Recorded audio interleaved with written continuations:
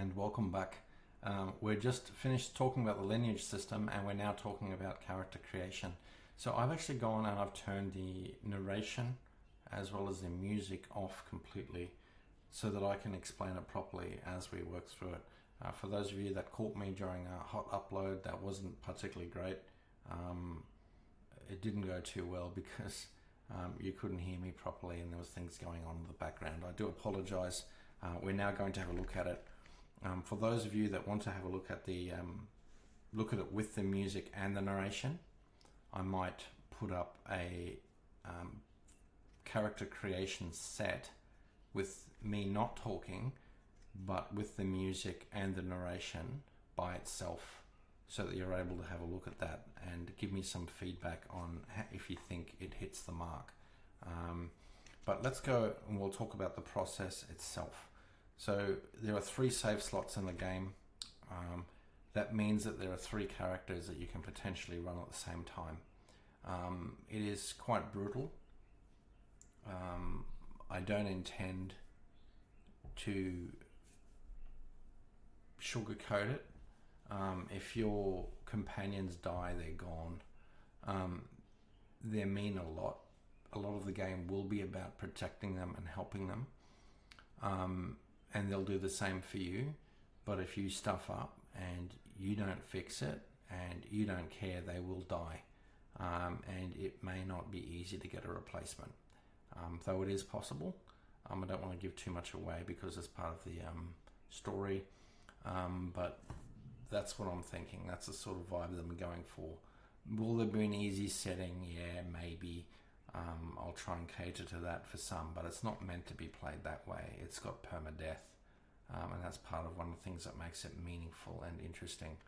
So when we start, the introduction of written is to also introduce you into the world itself and teach you about it. You can see the character process is going to be quite staged, and as you go, we're going to gather the parts that we need in order to tell your story, your childhood. So that's what we're doing. We're gathering the information, introducing you into the world, and we're gathering the information that we want from you so that I'm going to be able to forge that lineage tree that matches what you've picked. And then when we go into the character creation, it's those characters that are going to be giving you assignments and missions and asking you to do things, and that will shape you into the sort of character that you will be by the time you leave.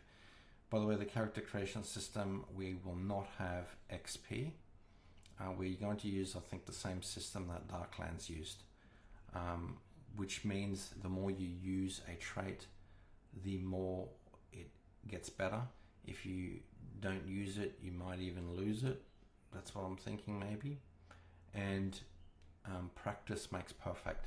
And as you get better, it will become harder to improve that particular quality, but it is possible.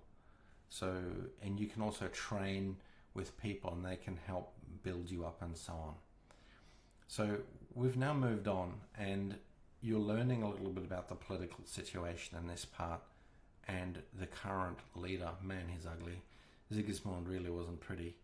And you'll notice some of the abilities that we have in the interface. We can show you routes between towns that can be taken, which means we're going to be able to show you missions and where you go if we want to. I'm not sure if you want that, but at least we have that capability. And at the end of this, you're going to have a choice about your heritage. So what exactly were your forefathers like?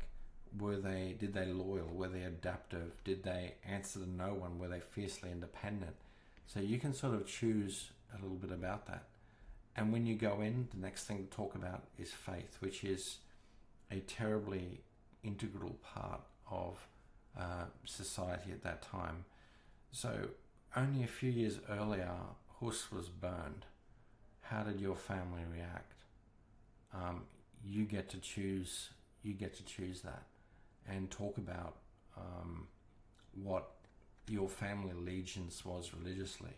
Because even though the Reformation hasn't broken out, the Hussite wars are in full swing, and they're active by the time that you start the game. So that's going to be that's one of the key storylines of this. And the game is set in 1432 when you start adventuring.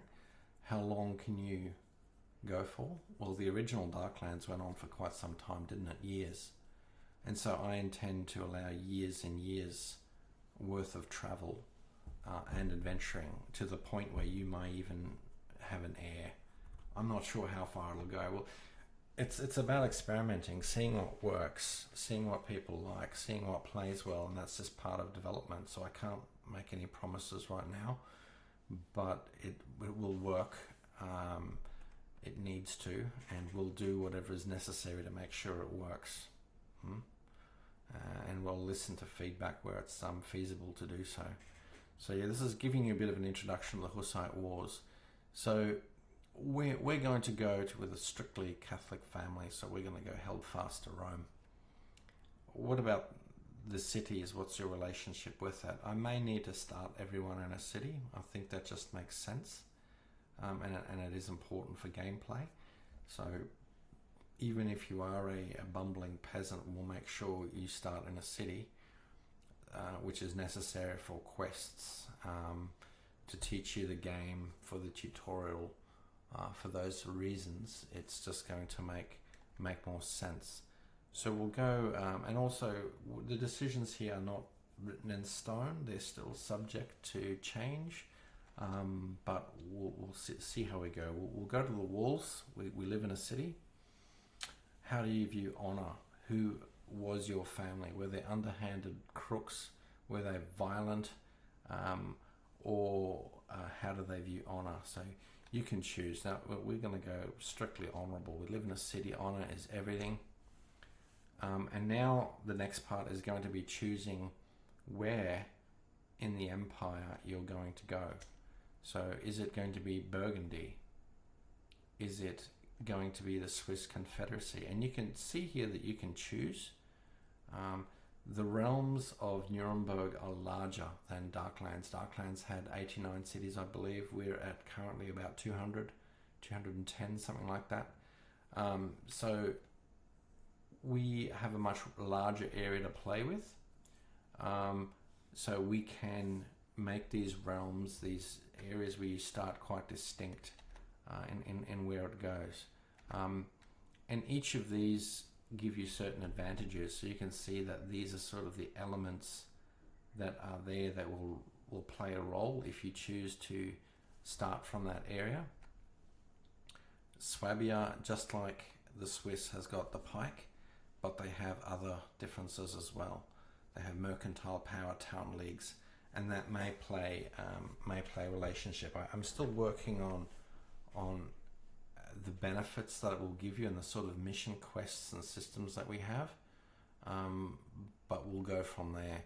Once you've picked one, you choose how from the bottom, something about how you feel, and so on. And when you are finished with that process, see, the other thing, there are a lot of options, so I have to have a bit of a think about how many do we want. Yes, I've fleshed out a full system. Do I need to currently cut it back?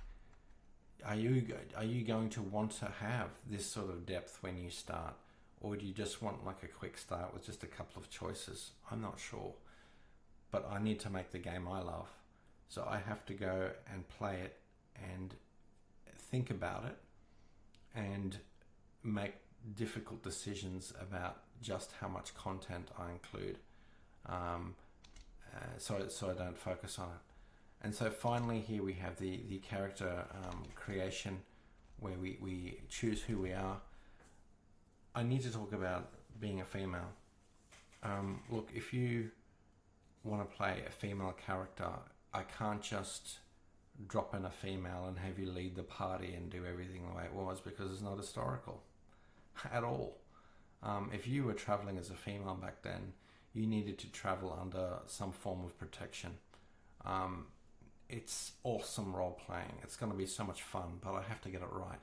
I have to study it and work out how to do it, how you can have that autonomy of being a party leader and female, and yet be subject to it at the same time. And I'm representing historical reality. I'm not saying it's right. I'm not saying it's wrong. I am saying this is historical, and I want the game to be historical, so that's how I'm going to write it, and that's how it's going to be played. But I do intend to allow that. But because it requires whole new gameplay systems, I may not do that right away. It will be a little bit of a time before I can write all those systems.